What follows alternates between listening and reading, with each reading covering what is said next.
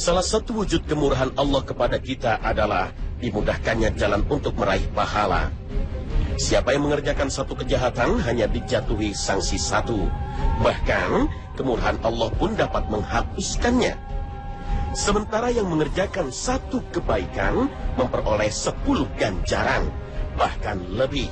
Bukan hanya itu, tahukah Anda, Allah menggantikan keburukan yang pernah dilakukan seseorang dengan kebaikan bila ia tulus bertaubat.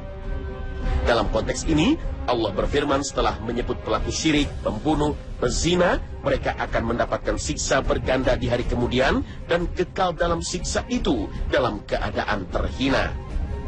Kecuali orang-orang yang bertaubat, beriman, dan mengerjakan amal saleh, maka kejahatan mereka diganti Allah dengan kebajikan. Al-Quran Surah Al-Furqan ayat 68 hingga 70. Diganti oleh Allah karena taubatnya yang pertama menghapus kesalahannya. Dan bila ia teringat lagi dengan kesalahan itu lalu bertaubat, maka kali ini taubat tersebut dicatat sebagai amal saleh. Demikian seterusnya. Bahkan tidak mustahil siapa yang bertaubat dengan tulus akan merasakan kehadiran Allah dan mendorongnya melakukan amal-amal saleh. Bahkan terbuka kemungkinan bagi yang tidak bermohon ampunan pun selama dosanya bukan mempersekutukan Allah untuk diampuni olehnya. Kemurahan Allah Subhanahu wa Ta'ala bisa kita lihat pada amalan-amalan tertentu yang menurut ukuran kita terlihat ringan dan remeh, tetapi pahala yang dijanjikan sangatlah besar. Oleh karena itu, kita dilarang untuk meremehkan perbuatan baik sekecil apapun.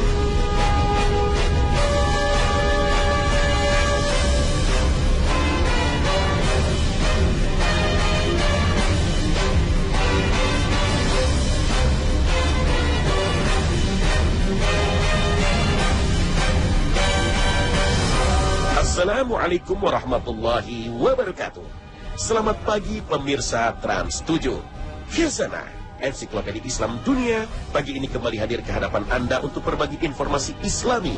Semoga menginspirasi dan menjadi motivasi aktivitas Anda hari ini. Di antara amalan yang mudah dan ringan dikerjakan, tapi besar timbangan dan pahalanya di sisi Allah Subhanahu wa Ta'ala adalah membaca zikir. Rasul Shallallahu Alaihi Wasallam memberikan tuntunan pada kita dalam sabdanya. Ada 2 kalimat yang dicintai oleh Allah, ringan di lidah dan berat di timbangan, yaitu bacaan Subhanallahi wa bihamdihi, Subhanallahil azim. Maha suci Allah dan dengan memujinya, Maha suci Allah yang maha agung. Hadis riwayat Al-Bukhari. Dalam kesempatan lain, Rasul Shallallahu Alaihi Wasallam bersabda, barang siapa di waktu pagi dan sore membaca Subhanallahi wa bihamdihi 100 kali, maka tidak ada seorang pun yang datang pada hari kiamat dengan membawa pahala yang lebih baik dari pahala yang dia bawa, kecuali orang yang membaca seperti yang dia baca atau lebih banyak. Hadis riwayat Muslim. Suatu ketika Rasul Shallallahu Alaihi Wasallam bertanya pada para sahabatnya, apakah seorang di antara kamu tidak mampu mengerjakan 1000 kebaikan dalam setiap harinya? Salah seorang sahabat yang ikut duduk bersama beliau bertanya, bagaimana cara salah seorang di antara kami dapat mengerjakan 1000 kebaikan? Beliau menjawab, membaca tasbih Subhanallah 100 kali dapat mendatangkan 1000 kebaikan atau menghapus 1000 dosa atau kesalahan. Hadis riwayat Muslim. Istri Nabi Juwairiyah binti Al-Harith radhiyallahu anha menuturkan bahwa pada suatu pagi Nabi Shallallahu Alaihi Wasallam keluar rumah untuk melakukan sholat subuh. Waktu itu Juwairiyah ada di tempat sholatnya. Ketika Nabi datang kembali setelah melakukan sholat duha, Juwairiyah masih duduk. Nabi berkata, engkau masih tetap dalam keadaan di waktu tadi saya tinggalkan? Juwairiyah menjawab, iya. Nabi Shallallahu Alaihi Wasallam lalu bersabda, sejak meninggalkanmu tadi, aku mengucapkan 4 kalimat sebanyak 3 kali. Andai kata kalimat-kalimat itu ditimbang dengan kalimat-kalimat yang telah kau ucapkan hari ini, niscaya kalimat-kalimat yang aku ucapkan itu akan lebih berat daripada yang kau ucapkan. Kalimat-kalimat itu ialah Subhanallah wa bihamdihi, adada khalqihi, wa ridha nafsihi, wa zinata arshihi, wa midada li kalimatihi. Maha suci Allah dan dengan mengucapkan puji-pujian padanya, sebanyak bilangan makhluknya, sesuai dengan keridhaan zatnya, seberat timbangan arsy-Nya, dan sebanyak kalimat-kalimatnya.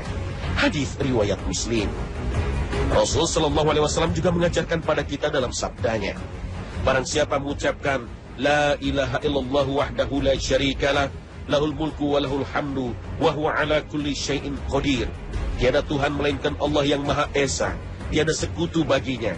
Baginya adalah semua kerajaan dan puji-pujian, dan Allah adalah Maha Kuasa atas segala sesuatu. Sebanyak 10 kali, maka ia adalah sebagaimana seorang yang memerdekakan 4 jiwa dari keturunan Ismail. Hadis riwayat Bukhari. Selain bacaan-bacaan tasbih dalam zikir, Nabi Shallallahu Alaihi Wasallam juga menganjurkan untuk membaca istighfar. Beliau bersabda, barang siapa yang rajin beristighfar, maka Allah akan berikan jalan keluar setiap ada kesulitan. Allah berikan penyelesaian setiap mengalami masalah. Dan Allah berikan rezeki yang tidak disangka-sangka. Hadis riwayat Abu Dawud. Rasul Shallallahu Alaihi Wasallam dalam sabdanya juga mengajarkan pada kita, barang siapa yang memintakan ampunan bagi kaum beriman lelaki dan perempuan, niscaya Allah akan menuliskan baginya kebaikan sejumlah lelaki dan perempuan yang beriman. Hadis riwayat Tabarani. Inilah sekelumit dari sekian banyak bacaan zikir yang ringan diucapkan, tapi berat di timbangan. Tidak ada investasi yang lebih menguntungkan dibanding menginvestasikan harta untuk kepentingan akhirat. Bagaimana tidak? Bukankah Allah Ta'ala telah berfirman? Perumpamaan orang yang menginfakkan hartanya di jalan Allah seperti sebutir biji yang menumbuhkan 7 tangkai. Pada setiap tangkai ada 100 biji. Allah melipat gandakan bagi siapa yang Dia kehendaki. Dan Allah Maha Luas, Maha Mengetahui. Al-Quran Surah Al-Baqarah ayat 261. Perhitungan dan kalkulasi keuntungan yang sangat menggiurkan. Ayat ini mendorong kita agar ringan berinfak. Bukankah jika kita menanam sebutir biji di tanah, tidak lama kemudian akan mendapatkan benih tumbuh berkembang, sehingga menjadi tumbuhan yang menumbuhkan buah yang sangat banyak? Kalau tanah yang diciptakan Allah memberikan sebanyak itu, apakah kita masih ragu menanamkan dan menginvestasikan harta kita di tangan Allah? Apakah keyakinan kita kepada tanah melebihi keyakinan kita kepada pencipta tanah? Firman Allah terkait dengan angka 7 yang menyebutkan yang menumbuhkan 7 tangkai. Angka 7 yang disebutkan dalam ayat ini dimaknai oleh seorang ahli tafsir yang mengatakan angka tersebut tidak harus dipahami dalam arti angka di atas 6 dan di bawah 8. Tetapi ia serupa dengan istilah 1001 yang tidak berarti angka di bawah 1002 dan di atas 1000. Angka ini berarti banyak. Bahkan pelipat gandaan itu tidak hanya 700 kali, tetapi lebih dari itu. Karena Allah terus-menerus melipat gandakan bagi siapa yang Dia kehendaki. Jangan menduga Allah tidak mampu memberi sebanyak mungkin. Bagaimana mungkin Dia tidak mampu? Bukankah Allah Maha Luas anugerahnya? Jangan juga menduga Dia tidak tahu siapa yang bernafkah dengan tulus di jalan yang diridhoinya. Yakinlah bahwa Dia Maha Mengetahui. Rasul Shallallahu Alaihi Wasallam juga bersabda, barang siapa menyedekahkan seharga kurma dari hasil yang baik, karena Allah tidak menerima kecuali hal-hal yang baik, sungguh Allah menerima sedekah itu dengan tangan kanannya dan memelihara sedekah itu untuk pemiliknya, sebagaimana seseorang di antara kalian memelihara kudanya sampai sedekah itu bertambah menjadi seperti gunung. Hadis riwayat Bukhari. Inilah pilihan investasi yang ditawarkan Allah Subhanahu wa Ta'ala. Tidakkah kita tergiur dengan keuntungan yang kita peroleh? Bukan masalah jika kita hanya mampu bersedekah dengan sesuatu yang sedikit. Karena hanya bersedekah dengan sebutir kurma saja, Allah akan memelihara sedekah itu sampai menjadi seperti gunung. Yang lebih penting adalah bagaimana kita bisa menjaga ketulusan niat ketika bersedekah. Lihatlah para sahabat Rasul. Pahala yang mereka dapatkan dari bersedekah dengan sesuatu yang sedikit lebih banyak dari pahala yang didapatkan oleh orang yang bersedekah dengan segunung emas. Apa rahasianya?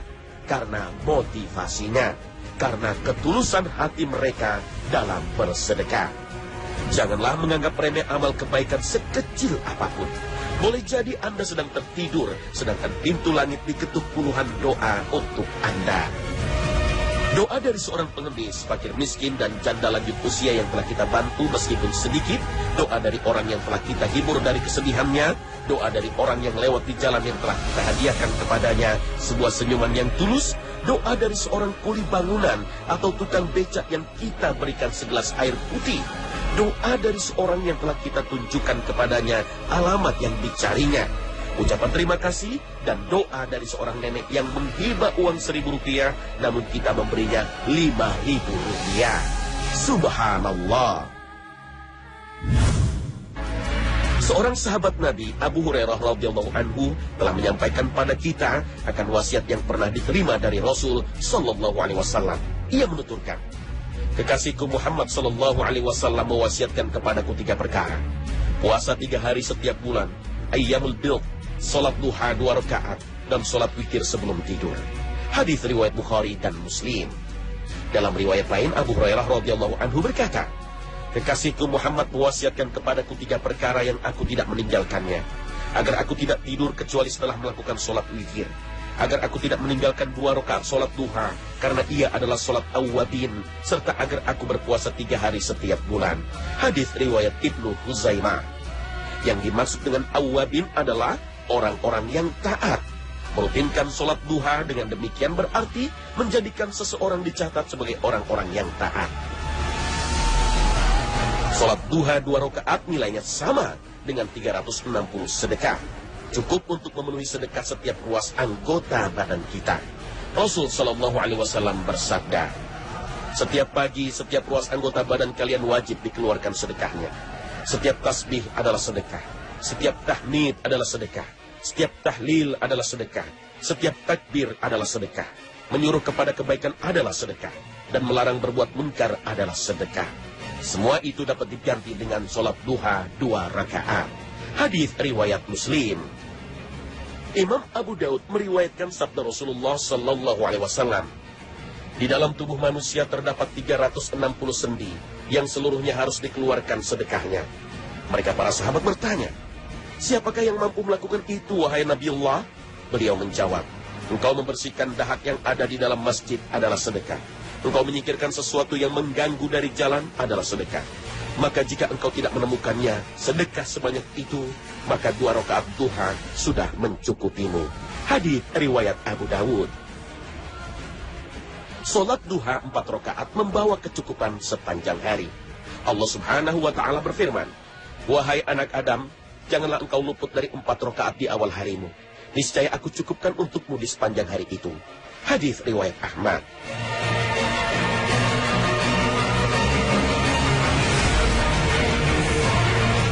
Suatu hari Rasulullah SAW mendengar para sahabatnya membicarakan tentang ghanimah, harta rampasan perang. Maka beliau menunjukkan amal yang lebih banyak daripada ghanimah itu. Barang siapa berwudu kemudian pergi pada waktu pagi ke masjid untuk melaksanakan sholat duha, maka hal itu adalah peperangan yang paling dekat, ghanimah yang paling banyak, dan kembalinya lebih cepat. Hadis riwayat Tirmizi dan Ahmad. Penjelasan hadis ini mengisyaratkan keutamaan sholat duha terkait dengan rezeki. Bahwa siapa yang mengamalkan sholat duha, yang mendapatkan lebih banyak dari harta rampasan perang, baik dalam hal jumlah banyaknya harta maupun keberkahannya.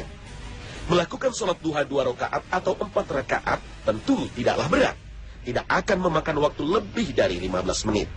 Bagi yang bekerja, boleh jadi khawatir akan mengganggu pekerjaannya. Namun tidak tahukah kita bahwa sholat sunnah tidak harus dilakukan dengan posisi berdiri. Jika kita sedang berkendara pun bisa kita lakukan. Ibnu Umar menuturkan, jika Nabi SAW dalam perjalanan, maka beliau mengerjakan sholat di atas tunggangannya kemana saja hewan itu menghadap. Beliau mengerjakannya dengan isyarat, kecuali sholat fardu. Dan beliau juga mengerjakan sholat witir di atas kendaraannya. Hadis riwayat Bukhari.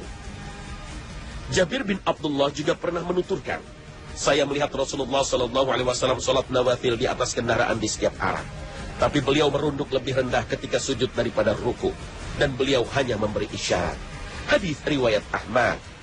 Dengan demikian, sholat ini bisa dilakukan di tempat kerja atau bahkan dalam perjalanan.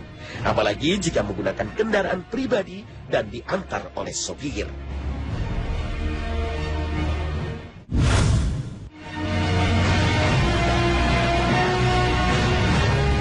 Sungguh, teramat banyak amalan ringan yang bisa kita lakukan, tetapi sering tidak kita pedulikan, karena kita anggap sepele atau hukumnya hanya sekedar sunnah saja. seperti menyingkirkan gangguan di jalan. Amalan ini sungguh teramat sepele untuk diperhatikan oleh banyak orang, hingga mereka lewatkan begitu saja kesempatan berpahala ini. Padahal Abu Hurairah radhiyallahu anhu pernah mengabarkan dari Nabi Shallallahu Alaihi Wasallam bahwa beliau bersabda, "Sungguh aku melihat ada seorang lelaki berpindah dari satu tempat ke tempat lain di surga untuk bersenang-senang dengan kenikmatannya, disebabkan sebuah pohon yang dipotongnya dari jalanan karena pohon tersebut mengganggu kaum muslimin yang lewat di jalanan tersebut." Hadis riwayat Muslim. Subhanallah, sekedar menghilangkan gangguan dari jalanan ternyata memiliki keutamaan yang besar dan akan mengantarkan pelakunya masuk surga. Hikmah dari anjuran Nabi ini memang luar biasa. Berapa banyak orang mengalami kecelakaan di jalan yang menyebabkan luka berat hingga meninggal dunia hanya disebabkan dahan yang melintang, paku yang berserakan, oli yang berceceran di jalan, atau sekedar batu kecil yang terlempar dan tidak ada yang tergerak hatinya untuk menyingkirkan. Sudahkah kita memiliki kepedulian seperti ini? Atau malah sebaliknya, berlomba-lomba membuat rintangan di tengah jalan untuk menghambat para pengguna jalan, membuat polisi tidur tanpa aturan? Astagfirullah. Coba kita juga renungkan sejenak sebuah kebaikan ringan lainnya yang berbuntut ganjaran tak terkira.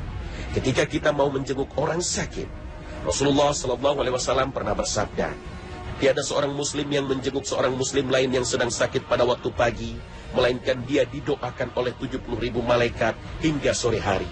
Dan jika menjenguk pada sore hari, maka ia didoakan oleh 70.000 malaikat hingga pagi harinya. Selain itu, juga akan mendapatkan jaminan buah-buahan yang siap dipetik di dalam surga. Hadis riwayat Tirmizi. Selain itu, berusaha meringankan kesulitan orang lain juga dijanjikan pahala yang sangat besar. Nabi SAW bersabda, barang siapa yang melapangkan satu kesusahan dunia dari seorang mukmin, maka Allah melapangkan darinya satu kesusahan di hari kiamat. Barang siapa memudahkan urusan orang yang kesulitan dalam masalah hutang, maka Allah Azza wa Jalla memudahkan baginya dari kesulitan di dunia dan akhirat. Barang siapa menutupi aib seorang muslim, maka Allah akan menutup aibnya di dunia dan akhirat. Allah senantiasa menolong seorang hamba selama hamba tersebut menolong saudaranya. Hadis riwayat Muslim. Seorang muslim hendaknya berupaya untuk membantu muslim lainnya. Membantu bisa dengan ilmu, harta, bimbingan, nasihat, saran yang baik, dengan tenaga, dan lainnya. Seorang muslim hendaknya berupaya menghilangkan kesulitan atau penderitaan muslim lainnya. Bila seorang muslim membantu muslim lainnya dengan ikhlas, maka Allah Subhanahu wa Ta'ala akan memberikan balasan terbaik, yaitu dilepaskan dari kesulitan terbesar dan terberat pada hari kiamat. Oleh karena itu, seorang muslim mestinya tidak bosan membantu sesama muslim. Semoga Allah Subhanahu wa Ta'ala akan menghilangkan kesulitan kita pada hari kiamat. Kenapa beliau Shallallahu Alaihi Wasallam tidak bersabda dari salah satu kesempitan dunia dan akhirat, seperti yang beliau Shallallahu Alaihi Wasallam sabdakan dalam balasan memudahkan urusan dan menutup aib? Sebagian ulama menjelaskan bahwa kesulitan-kesulitan yang merupakan kesulitan luar biasa itu tidak menimpa semua manusia di dunia. Berbeda dengan kesulitan dan aib yang perlu ditutup. Hampir tidak ada seorang pun yang luput. Ada lagi yang mengatakan bahwa kesulitan dunia tidak ada apa-apanya bila dibandingkan dengan kesulitan akhirat. Karenanya Allah Subhanahu wa Ta'ala menyimpan pahala orang yang meringankan beban orang lain ini untuk meringankan kesulitannya pada hari kiamat.